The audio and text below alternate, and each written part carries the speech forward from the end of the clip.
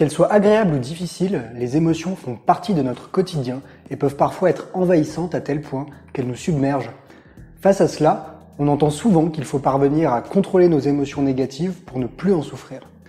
Aujourd'hui, nous allons voir que ce n'est pas la bonne solution. Alors, que sont vraiment les émotions? Quelle est leur utilité? Et pourquoi arrêter de lutter contre elles pour mieux les gérer? Une émotion, c'est un signal. Une information que notre cerveau reçoit pour le guider dans sa prise de décision. Ressentir des émotions négatives est totalement normal. Ces émotions négatives, nous les ressentons lorsque nous sommes confrontés à des événements problématiques. Elles permettent de nous indiquer que nous sommes face à une difficulté et qu'il faut la gérer. Bref, elles sont utiles. De plus, nous sommes des êtres humains et non des robots. Ressentir des émotions négatives est juste le signe normal de notre humanité. Prenons un exemple.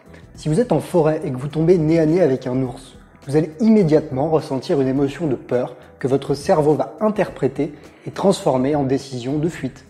On comprend bien que l'information donnée par notre émotion est primordiale. Sans elle, vous n'auriez rien ressenti de particulier devant l'ours et vous n'auriez pas réagi. Alors qu'elles sont utiles et qu'elles sont le lot de tout être humain, la société a tendance à considérer les émotions difficiles comme la peur ou la tristesse comme étant anormales. Il faudrait alors parvenir à les contenir, les contrôler, les supprimer. Cette attitude, les chercheurs en psychologie l'appellent la lutte. Cette lutte, elle passe par des stratagèmes concrets. Rumination mentale interminable, abus d'alcool, abus de drogue, évitement de situations stressantes, des stratagèmes qui vont avoir des effets néfastes sur notre vie qui viendront s'ajouter aux émotions difficiles que nous ressentions. Pour sortir de ce cercle vicieux, il faut passer par l'acceptation.